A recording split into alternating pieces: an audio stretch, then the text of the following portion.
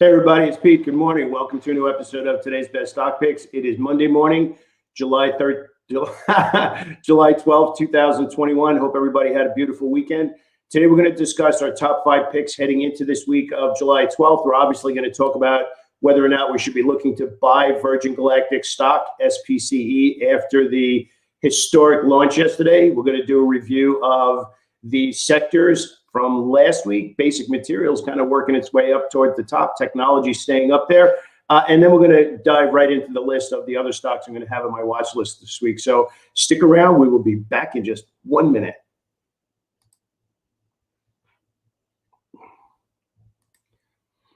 Okay, so one of the things I actually want to start out with, we're going to jump right into Virgin Galactic, but it's very important for me to have this discussion. Every day we show the video with the disclaimer in the video about past performance, future performance. And I think everybody knows that, but I want to go just a step deeper into this because we get quite a bit of email from members just like yourself who watch these videos on YouTube. And I want to briefly discuss what it means to have this list or any list of stocks going into the week, into the day, and how a professional trader builds a list of stocks and then ultimately goes into the market. I don't know if you've ever done any kind of writing or whatnot, but what you essentially do is you do all your research, you gather more information than you need, you write the first draft, you get the what's known as the ugly first draft out of the way, and then you mold it down to the actual book or article or whatever you're writing. Trading is the same way. For some reason, we're getting some feedback, which I always love the feedback, that every single stock we talk about automatically becomes a trade.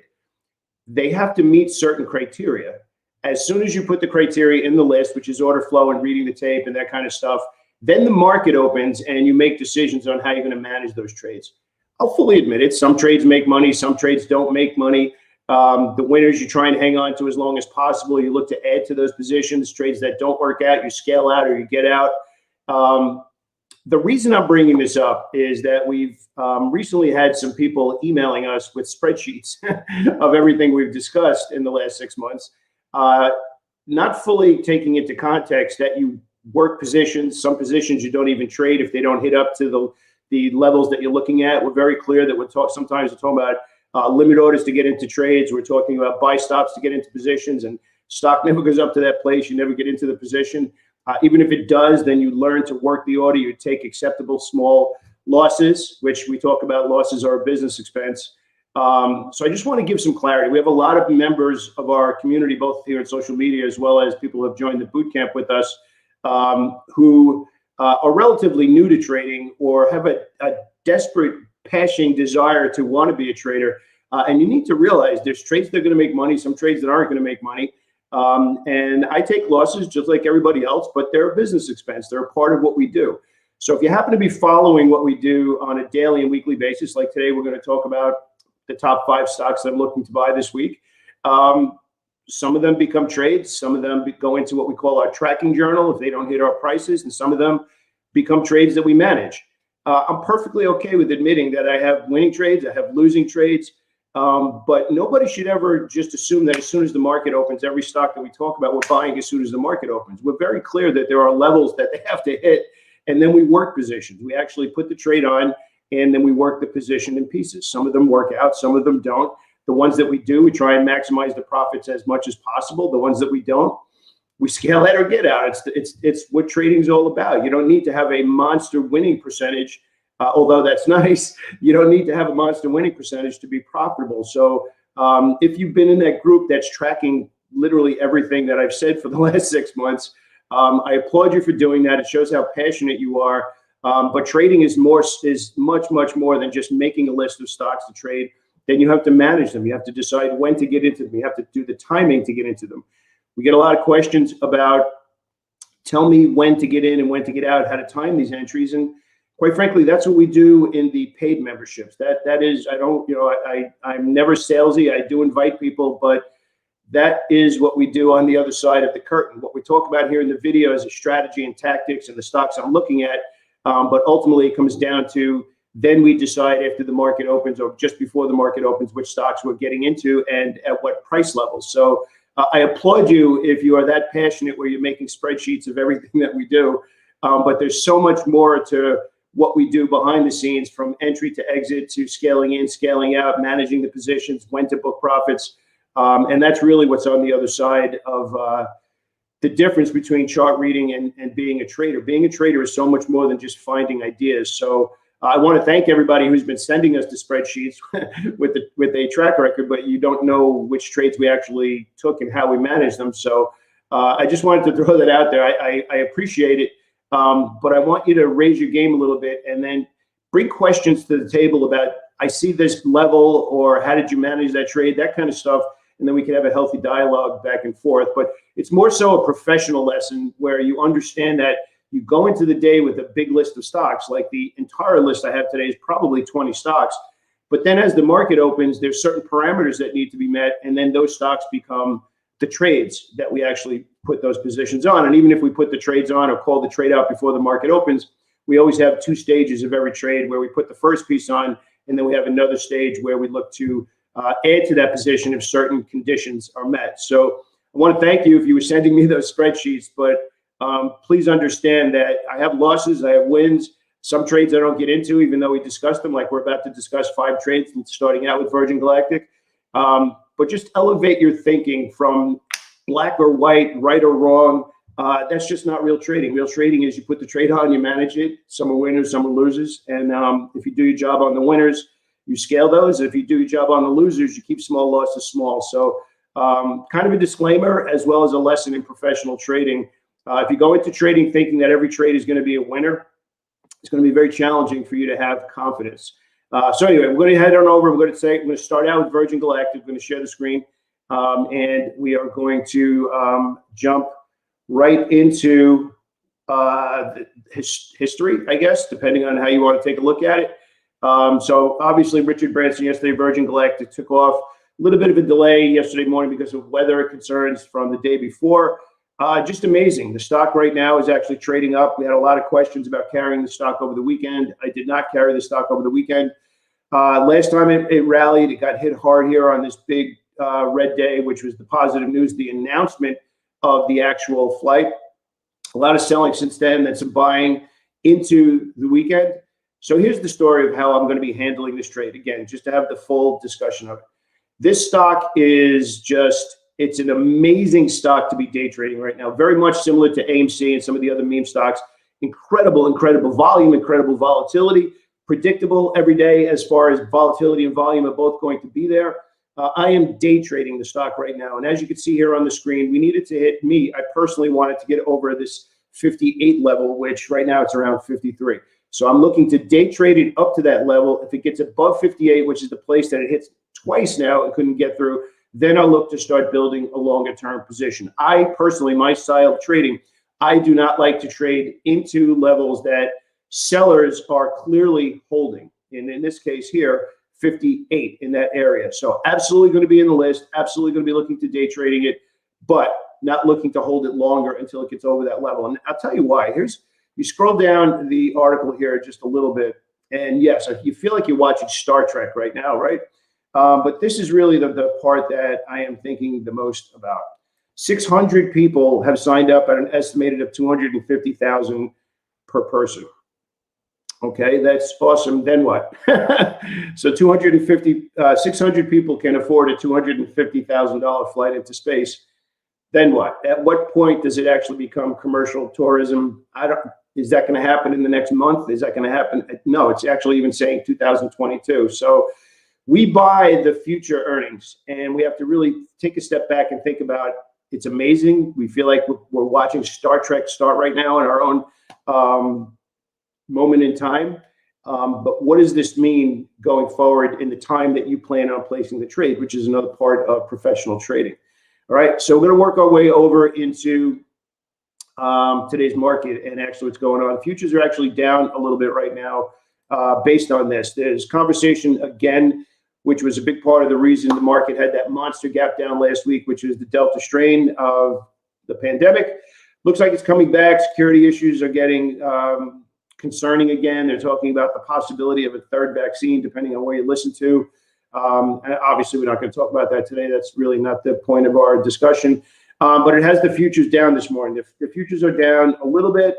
not a monster amount. Last time I looked, around 10, so we're down around 10. If we drop down a little bit closer, this is where we are right now. We're kind of settling in. Not a big deal. Quite honestly, if we look at the SPY, whether it's because of the trade or whatever news they're giving today, we hit all-time highs again on Friday. So a big thing that we need to keep in context, and we get this all the time with new members that come in, super passionate, can't wait to trade. And we're down this morning. What do? We're panicking about being down in the morning or even down for a day. We just hit all-time highs, all major indices, near all-time, well, not all of them, but the major ones that we watch, the NASDAQ, the S&P, and the Dow. We're allowed to have a little profit taking. It's kind of a natural pause in the market. And quite frankly, it's very healthy. I think everybody in our community, especially the active members of our boot camp, have been waiting for the market to pull back in an orderly fashion.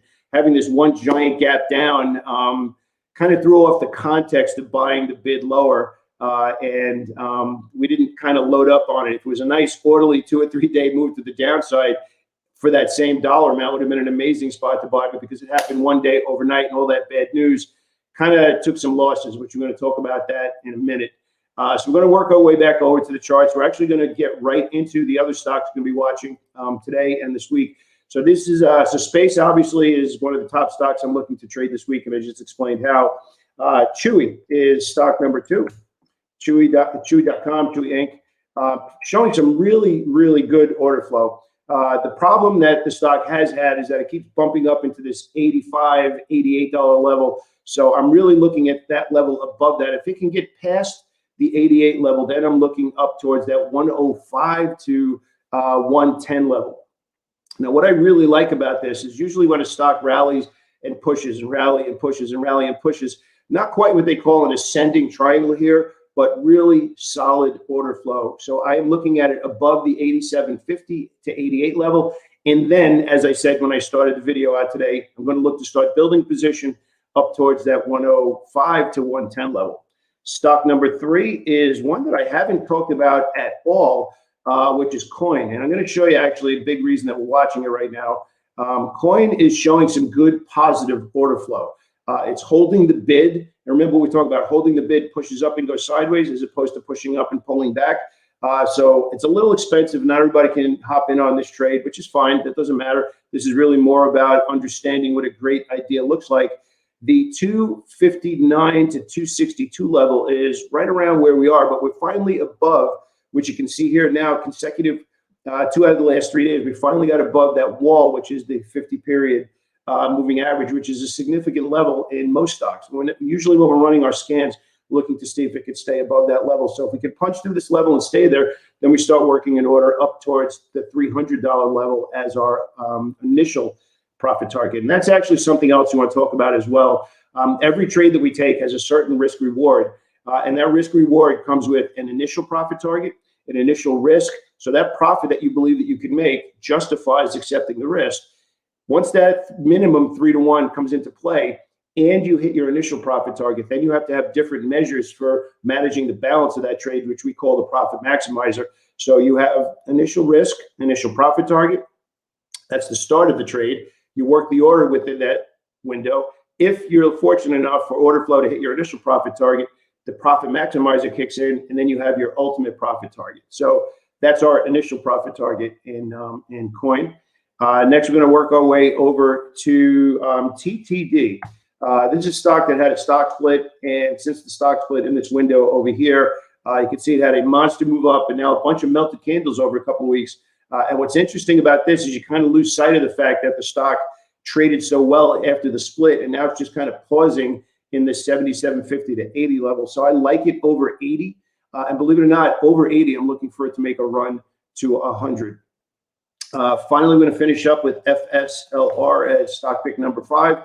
Again, you can see we're looking for order flow. We're looking for consistency to order flow. We're looking to see a push and a pause holding that bid. So right now we're looking at the 92 to 95 area. And then after that, we're looking at 108 to 110 over the next week. We're going to work our way over into the individual sectors. As I just said before, we're still focusing on tech stocks. That's probably the number one thing that we're watching right now. Oracle and Apple have been an absolute beast, especially on the day trading side of things.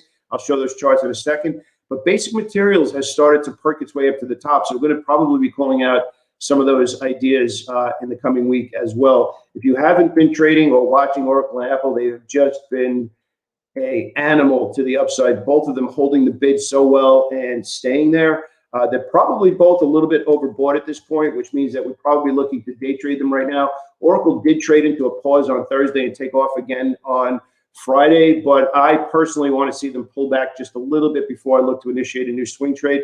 So right now, the longest term trade are probably 1 or 2 days in those stocks until they give me a reasonable pullback. They're pretty far extended.